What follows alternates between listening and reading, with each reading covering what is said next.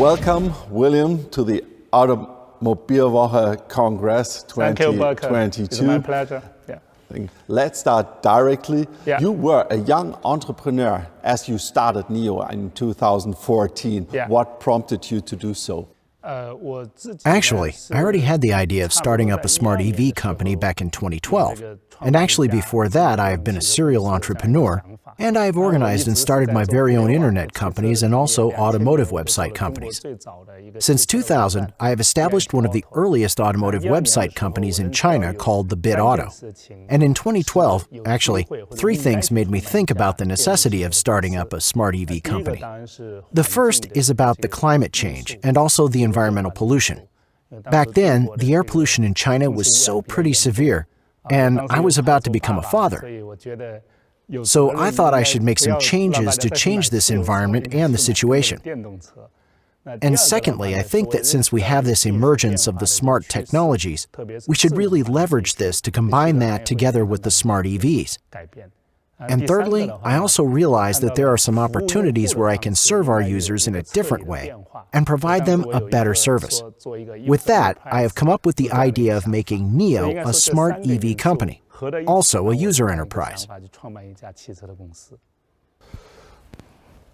But you must have been thinking not only about environment and climate change, but as a real businessman, of course. Yeah. Wasn't it a gamble to enter in this very established auto industry for you?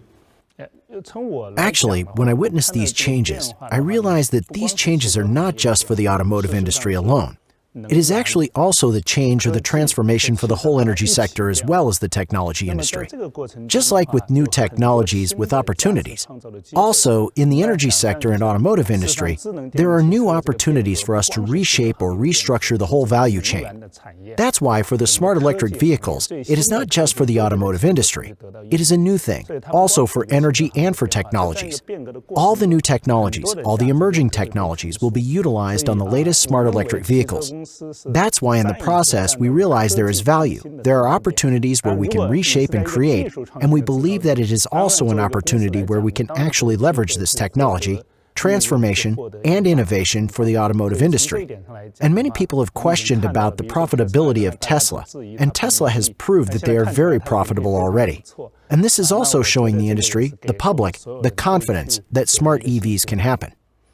Like you, many have thought and tried. At one point, there were, I guess, more than 300 young startup manufacturers for electric cars alone in China. But only a few make a breakthrough. Only a few. Do you see that the same way? And actually, this is a very typical environment to start up a business here in China. The competition is actually very fierce, and it's indeed that we do witness a lot of innovative startups emerging in China. And each of them actually have their own character. And for me, I think that maybe there aren't this many startups like 300. Maybe not that many. The real players I can see in the playground, maybe around 20 or 30 that are actually making a real product or doing real things. And also there are established ones who are also establishing their new brands for the electric vehicle like Geely or SAIC. They have also established their EV brands for that. And in addition, we also have those tech giants also joining in the fields like Xiaomi, Huawei, and Baidu. And this kind of fierce competition is actually a good thing, not only for companies like NIO, but also for the whole industry. What makes NIO different? What is your USP in comparison to all the others? And actually for NIO, we do have our special competitive edge, and in this regard, I can recognize four as our main competitive advantage. The first is our chargeable, swappable, and upgradable power solution. This is actually a comprehensive and systematic solution we provide to our users, and of course, our power swap that can swap in a new battery in under 5 minutes. That is the core of this power solution, and the many media have also recognized the value and the significance of this technology, and they even rewarded or recognized NIO as one of the most innovative companies companies. And this is also bringing a lot of value to our users and are also highly recognized by our users. And our second competitive edge is our smart technologies. Recently, we have launched our NT 2.0 technology platform. Our products are now based on our NT 2.0 technologies. So the core specifications of our NT 2.0 technologies that all the vehicles coming from NT 2.0 have more than 1,000 TOPS computing power. They come with 33 high-performance sensing units. We have LiDAR. We also have 8-megapixel cameras inside of the car. We also have Nomi. That is our AI companion where you can talk to Nomi inside of the car. And in terms of the R&D of these smart technologies, we are also doubling down our efforts. Right now, we have over 6,000 people specifically working on smart technologies. This is also helping us to continually improve the competitiveness of our products. And the third competitive edge of NIO is our performance, our mechanical performance, and also our build quality. In terms of quality, actually, J.D. Power has recognized NIO cars as vehicles with one of the best qualities among all the smart electric vehicles. And this shows that our quality, our performance has been well recognized not by our users, but also by the industry. And the last one is our idea, our concept of making user communities and being a user enterprise, because we want our new community to be a place where our users can share joy and grow together with us, with the community, with our user enterprise. We can also provide a holistic experience from end to end for our users. So in all these four aspects, we've been taking the highest standards for ourselves, and we believe that this is also why we can survive against this fierce competition here in China. Well, good arguments, and Norway is working. Yeah. But now you want to go into really established, strongly established countries with their own manufacturers like Germany and France. Yeah. Will Europe be a tough nut to crack for you? Sure. It's true that we have a lot more. You have a lot of great automotive companies here in Germany and also in Europe. Like you've mentioned, Mercedes-Benz, BMW, and Audi. They are all successful companies, not only in Europe, but also in China. If you look at the sales volume of their cars, actually, we still have a long way to go to catch up to that sales volume for us. But in terms of the Chinese automotive market, it is actually the most open market with the fierce competition there. Because all the automotive brands are welcomed. There are brands from China, brands from the US, from Europe. They are all actually serving their users and selling their cars in that market. And if we can survive in such a market with so fierce competition in China, then we believe that we also stand a good chance of surviving in other markets. Last year, we have entered the Norway market, and we are in there for up to almost 1 year, and to date, we have already become the best-selling 6- and 7-seat cars in the premium SUV segment. And this has also gave us sufficient confidence because our products and the services are well recognized by the Norwegian users and by the market. And we believe that the needs for good services and products are universal worldwide. The European companies also prove this. They have good products and services. That's why they are so popular and well recognized, not only in Europe, but also in the US as well as in China. Then, for NIO, it's the same. If we can take the good products and service here, we believe that we can also win the hearts of users here. So, and how many cars do you want to deliver this year worldwide? Okay, that's a good question. In terms of the sales volume and the sales target, yes, we do have that inside of the company. But publicly, we've never mentioned any specific sales volume as a target for the whole company. For us, what we care about the most is about the satisfaction of our users. That's why publicly we're for NIO. One of our top targets is actually to make NIO a brand with the highest user satisfaction. And this is also what we care about in certain aspects. We have already fulfilled and even surpassed the expectations of our users. But in many other aspects, we still have a long way to go. And maybe if you ask me about our target for entering the European market, my thinking is that in 2 to 3 years, I would like to make NIO the brand, the automotive company with the highest user satisfaction here. And actually, if you already have satisfaction for the services and the products here in Europe for the local users, a good sales volume is a natural result of that.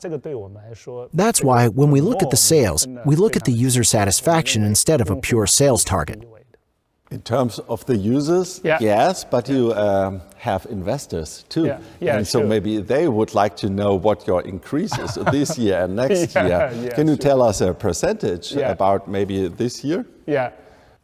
Well, for the current year, actually, we don't have a specific sales volume target set for the European market, because as you know that on October 7th, during our new Berlin event, we will announce a brand new business model here in Europe with which we will provide an innovative service and experience to our users here.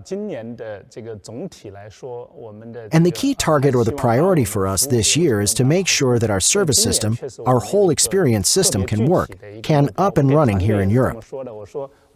Then we can provide a smooth experience and service for our users in Europe in the long run. That's why for the current year, we will be focusing more on running through our whole system here in Europe so that we can get prepared for the upcoming years. And also, we do have investors from around the world, not only from Europe, but also from the US and other markets in the regions. But in terms of establishing a business here in the automotive industry, as I've always mentioned, it is just like running a marathon on a muddy track. You will never become successful overnight. And it takes you a very long term to gradually establish yourself. That's why for our global expansion and for our business operations, I actually set myself a clear principle that is long-term thinking, thorough preparation, and also with great patience. And this is also our principle for the European market entry. So my question about a possible break even for you this year, next year, I don't know.